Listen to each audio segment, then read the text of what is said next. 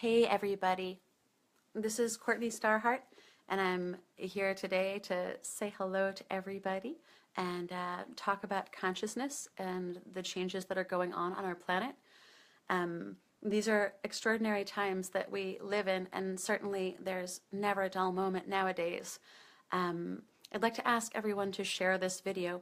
When you watch it, just go ahead and click on share and send it to your friends and everything, because we can't really count on our leaders anymore, our politicians or the mainstream media to help us. There are these amazing changes that are going on, and we're going to have to really kind of take the bull by the horns as people and take responsibility for evolving.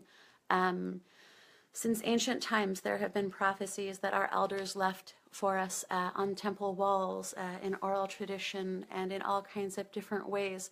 Even at sacred sites, you can see it written in the archaeoastronomy of places like Chaco, and certainly places like Chichen Itza, and temples all over India. So I'd like to interpret for you what has been passed on to me and talk about these prophecies. So I guess we're just about exactly where we're supposed to be at as humanity. Like the death and destruction and all of this fear and harshness is kind of like a catalyst that's birthing a new consciousness. It's forcing us in the direction that we should have been going anyhow. And all of the ancient peoples of the planet who were wise and who lived well were aware that consciousness is very important, and that it's kind of the essential characteristic that we should be looking for.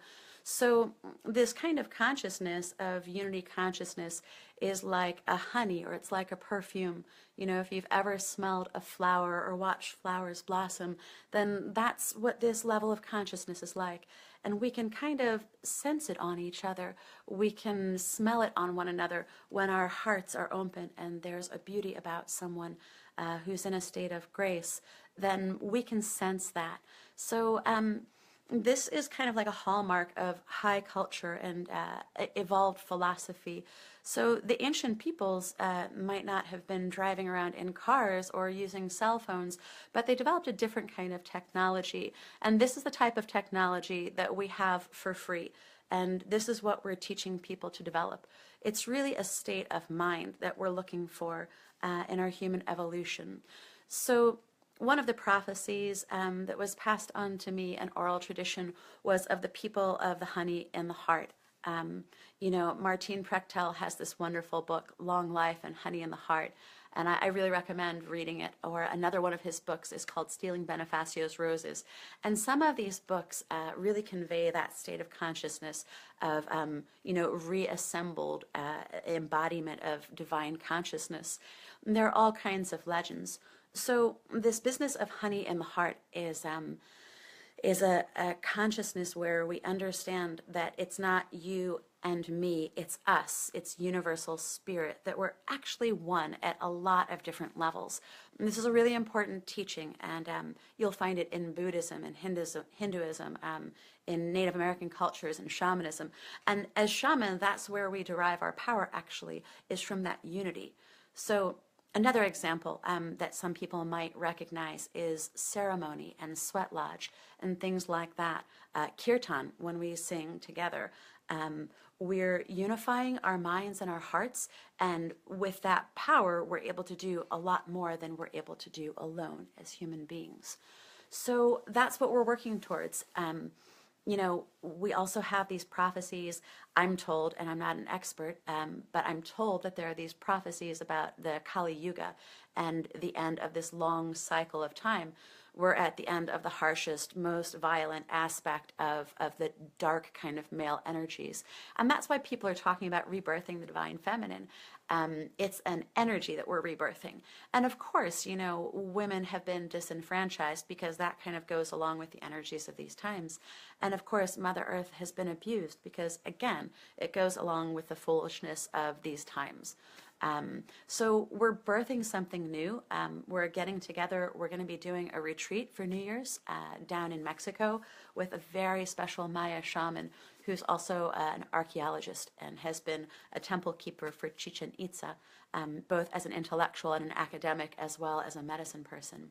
So this is a really amazing, unique opportunity.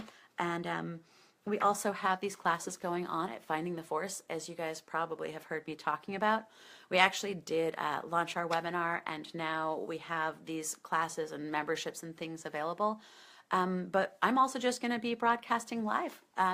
So what we really need right now is for the spiritual leaders of our times to awaken and to come together, and to start sharing their knowledge and wisdom with the people around them, with their tribes on a local level.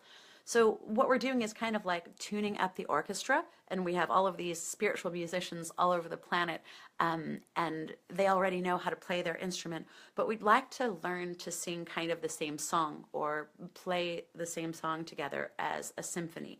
And so that's what Finding the Force is about.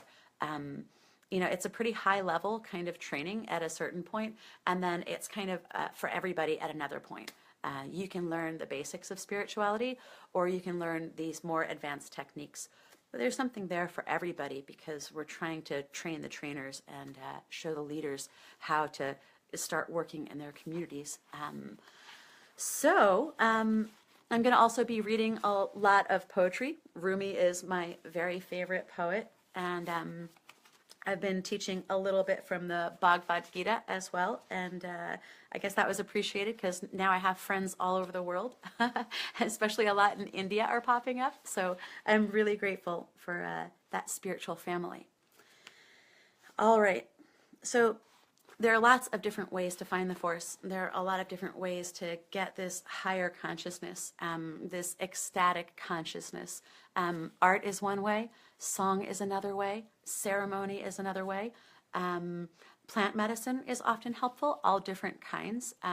We use essential oils, we use different herbs to purify and cleanse, and we also have different herbs that we use for altering our consciousness. But just the experience of really connecting with things around you, like when we make prayers and we say all my relations, we're talking about including all that which is, and so we're expanding what our concept of what we are into the world and out into the universe. So there's also ecstatic poetry, and I would like to read this because it's one of my favorite poems. And it's a really, really great way to get into a different state of consciousness.